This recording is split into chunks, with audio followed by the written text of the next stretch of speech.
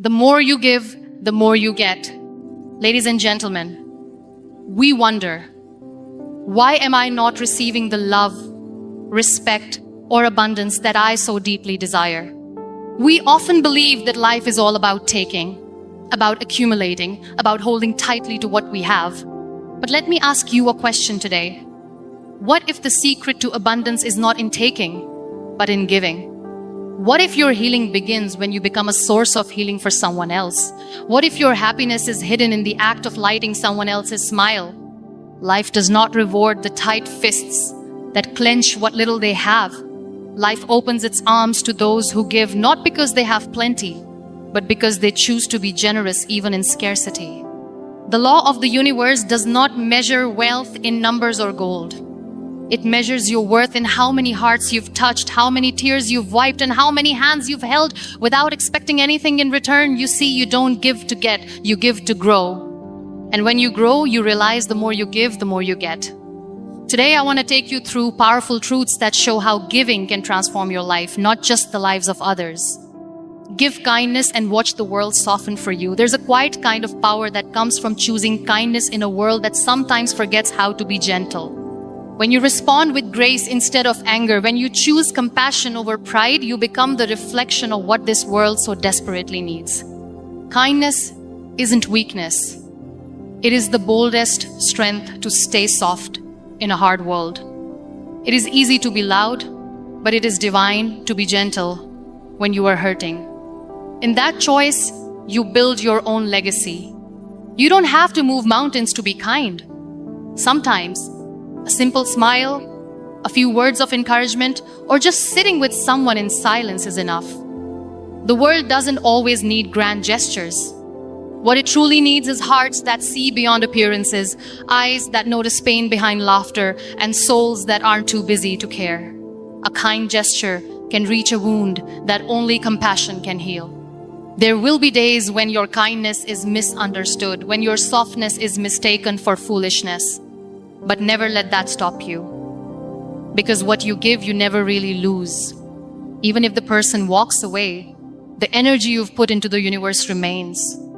That vibration of love, that echo of humanity, finds its way back to you, multiplied in mysterious ways. The world responds to the energy you emit, even when you think no one is watching. Sometimes, it's not the words but the presence of a kind soul that saves someone. You may not even realize the impact you made by holding space for someone's tears or simply listening without judgment. The smallest acts of kindness are often the most significant. They ripple through time and hearts long after you've forgotten about them. And when you give kindness freely, without measuring, it starts building a silent empire around your soul. Kindness doesn't always change others, but it always transforms you. It softens the sharp edges life gave you. It melts the bitterness that tries to root itself in your heart. It teaches you that grace is more powerful than resentment and that silence filled with love speaks louder than 100 angry words. In choosing kindness, you give yourself permission to rise above circumstances and become a light in someone's darkness. People may forget what you said and even what you did, but they will never forget how you made them feel. That feeling, that warmth, that softness, that moment of being seen and valued becomes a part of their healing.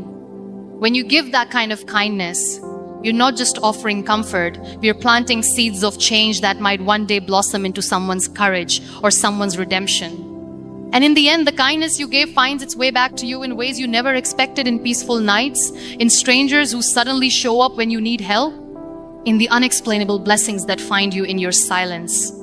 Give time and discover how valuable you become. Time is the one thing we all have in equal measure, yet it's the one gift we often withhold. Giving time doesn't mean you have too much of it. It means you care enough to pause your own journey to walk a few steps with someone else. In a world obsessed with speed and achievement, the gift of time becomes more sacred than ever. When you sit with someone without checking the clock, you're telling them, you matter more than my to-do list.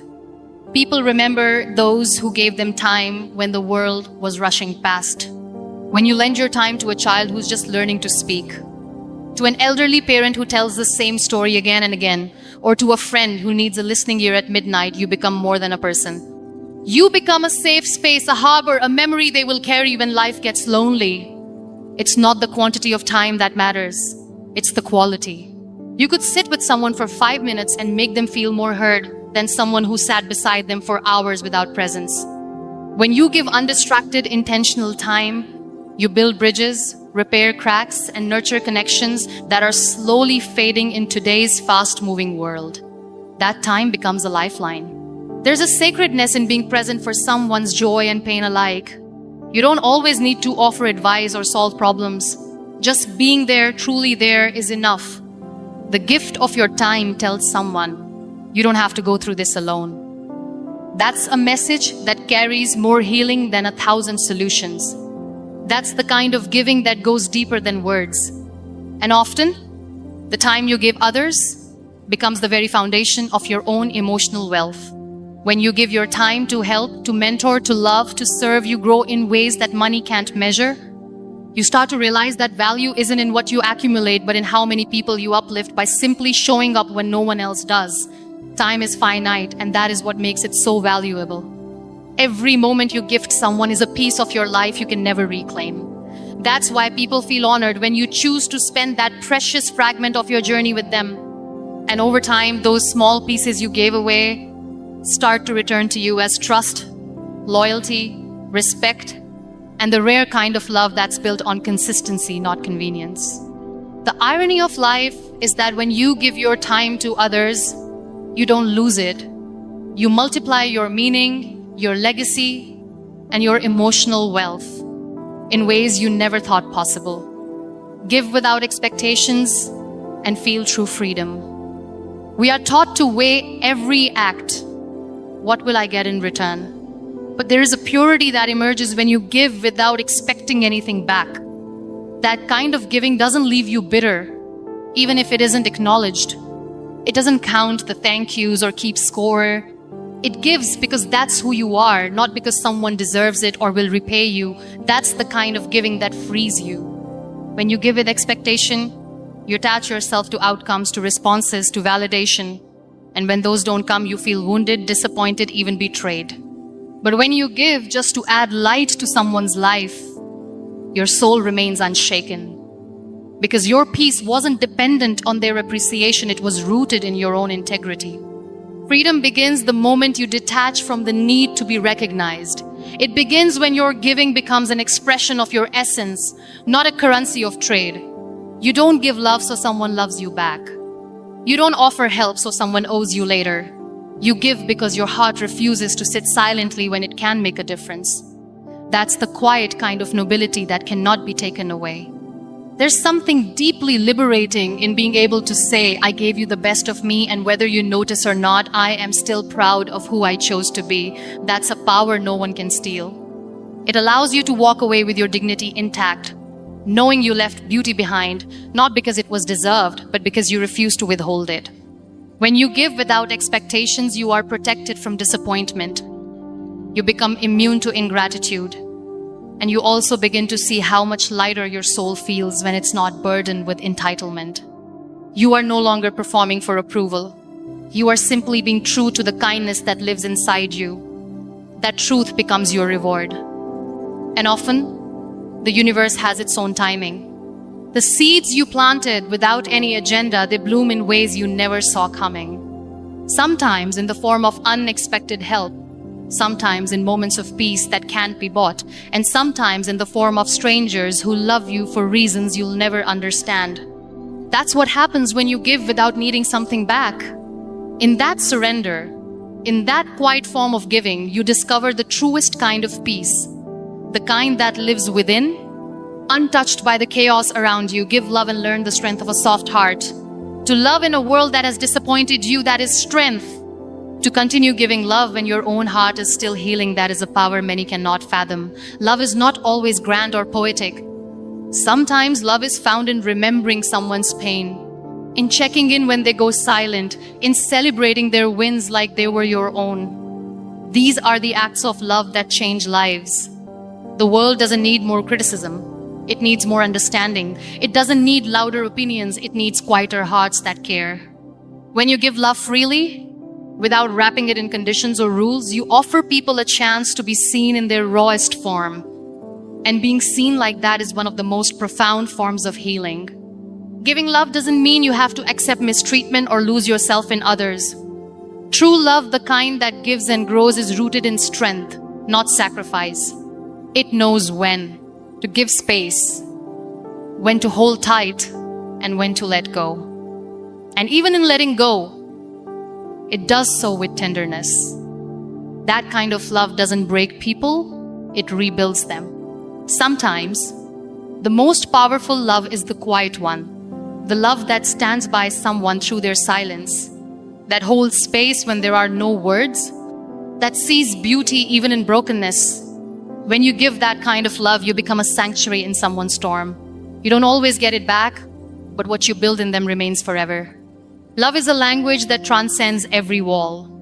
It softens the hardest hearts, it finds the loneliest souls, and it brings back those who've forgotten how to feel. When you give love not to be loved, but to be a force of love, you become a beacon in a world that often feels lost in noise. You become someone who doesn't just pass through people's lives, you become a part of their healing. And maybe that's the kind of strength the world needs, more of the courage to love. When it's easier to stay distant, the bravery to be vulnerable, when it's safer to be cold, the strength to say, I still believe in love even after facing heartbreak. When you give love like that, you become more than just a person. You become a reminder that hope still exists. And in doing so, your heart becomes a well that never runs dry, because the more love you pour into the world, the more your soul overflows with meaning. Give hope and witness miracles in broken lives. There are people walking around with invisible wounds, carrying silent battles, smiling just to survive another day. They don't need pity.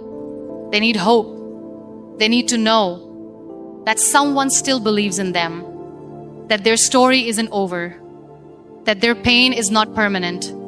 And when you become that voice of hope in someone's darkness, you give them something far more valuable than advice. You give them the will to try one more time.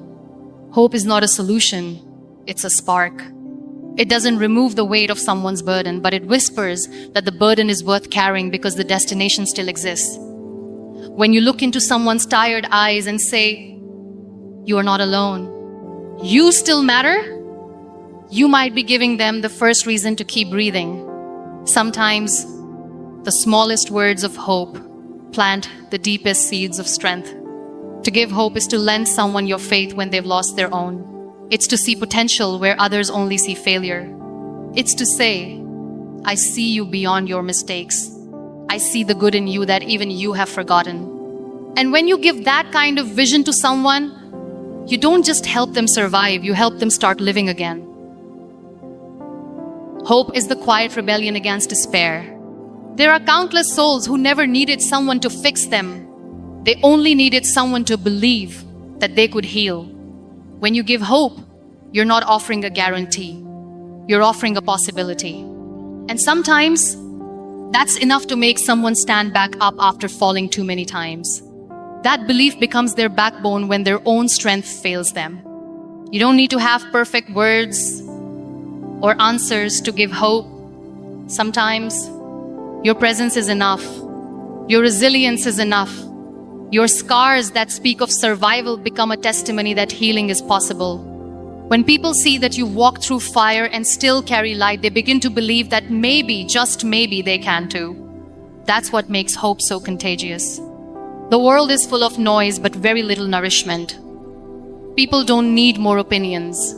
They need reminders that tomorrow still holds promise, that their current chapter isn't their final one. When you become that messenger of hope, you start to see miracles unfold, not always dramatically, but in tiny sacred shifts.